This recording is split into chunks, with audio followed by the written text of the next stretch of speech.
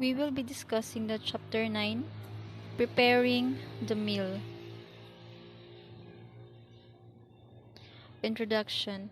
Preparing means properly with minimal use of time, energy, and money is a significant aspect of meal management while conserving nutrients and maintaining the aesthetic and sanitary quality of meals. Meal preparation is a series of activities which starts from the washing, peeling, and cutting of foods to the actual.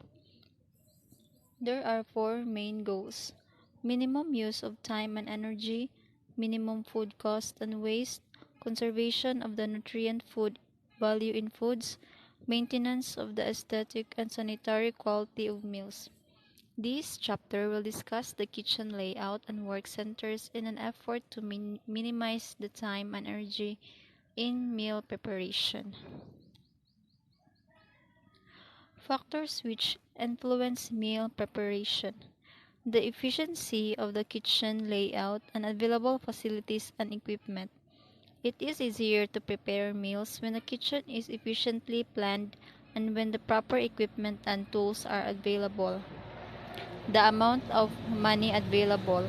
When more money is available, foods that are pre-prepared may be obtained, making it easier to prepare meals in a shorter time.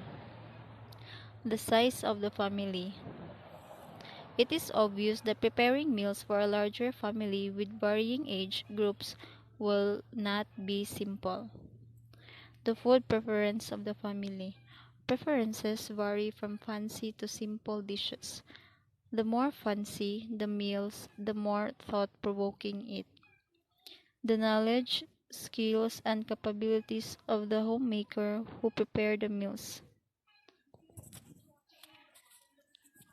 This will dictate how efficiently and economically can prepare even the most elaborate meals with minimum time and energy.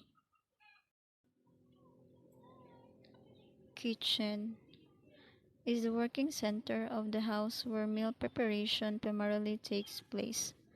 As such, it should provide for efficiency and minimum of time and energy used. In the past, kitchens were small and planned without regard to the time and energy used. Meal preparation was, therefore, a full-time activity. Work center in the kitchen.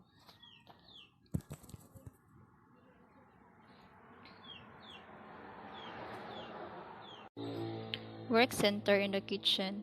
An efficient kitchen is organized into work centers. The basis for setting up time work centers evolves around specific activities performed and main equipment or appliances needed and all storage spaces required. There are three types of kitchen arrangement. First is the kitchen and preparation center. The major appliances necessary here are the sink and dishwasher. The specific activities to be done and the amount of space required for storing tools, supplies, and cooking where necessary in this area are shown in the table. Adequate counter space is provided on both sides. This center is best located near the back door, window, or the range. Next is the mixing center. The major appliances is the refrigerator. Larger kitchens may have more counter space. Next is the cooking and the serving center. The actual cooking of food and serving is done here. The major appliances is the stove and range. A ventilation of food or exhaust fan must be provided. Adequate counter space is provided on both sides of the cooking unit. Preferably, this center should be located near a window for sufficient ventilation unless an exhaust system has been installed. The types of arrangement for the work centers are the basis for planning the kitchen. So this table shows the major work areas, appliances, activities, and counter the storage spaces needed. So There are the center, major appliances, major um, specific activity, counter space required, and the storage space.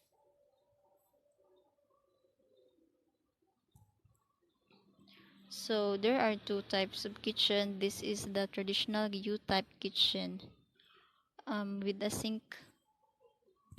Next is the interrupted type kitchen. As you can see, there is a table in the front, unlike the traditional type of kitchen. So it is interrupted by a table. That's why it is called interrupted U-type kitchen. Planning the kitchen counters. The height must be suitable for working comfortably while standing or sitting down. The horizontal arcs used to plan the kitchen counters. The depth must be more than 24 degrees or 62 centimeter. The length will vary depending on the available space, and counter space should be located in all three working areas. Planning the storage area. The height of the wall cabinet must be based on the normal and maximum working areas in a vertical plane. And the cabinet below and above the counter are planned to store the items which are not used often. Cabinets should be planned to provide adequate spaces for everything that is used in the center. Storage must be constructed to provide an organized arrangement of the items. Storage devices may be provided for flexibility and for the additional storage space. We have here the different examples of the cabinet, and also we have here the examples of cluttered drawers made neat by using vertical dividers. We have here the drawers for baking utensils, drawers for silverware, and also drawers for knives. Planning for lighting and ventilation in the kitchen. Light should be of sufficient intensity to read the fine prints and the food packages easily, especially for the expiration date. And also, second, we have local lightnings should be available underneath wall cabinets to provide light for the counters. Proper ventilation is essential while preparing meals. Provision of the hoods makes kitchen work. Simplification of meal preparation, in storing utensils and worked equipment. Utensils are stored in the area where these are going to be used.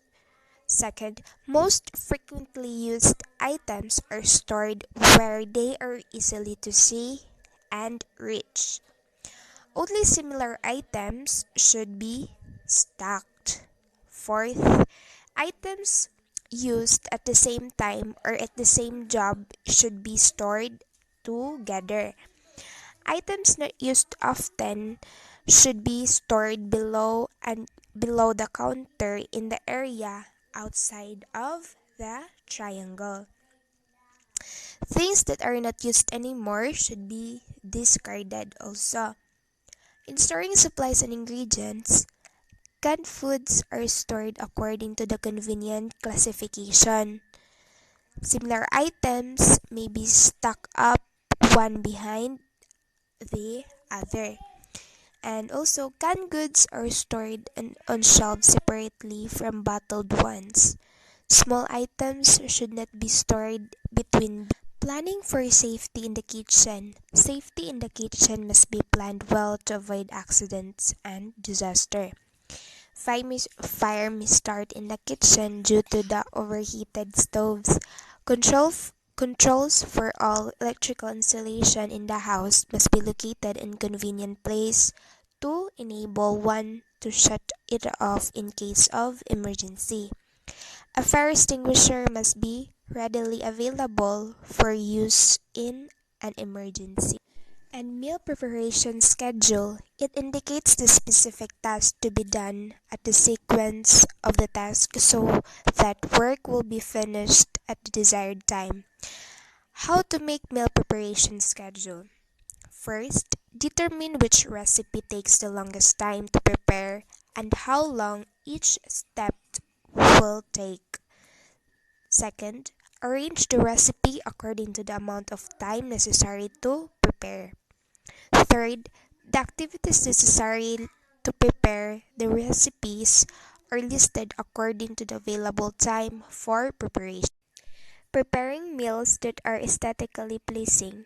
This can be done through the following. First, proper condiments and spices, using a variety of techniques in cutting the food. Proper techniques for preparation must be followed.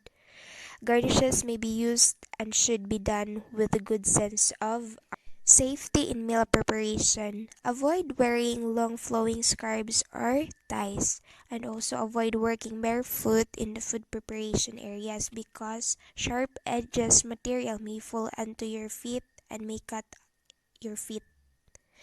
Spills in the floor must be cleaned after it occurs because someone may stumble upon.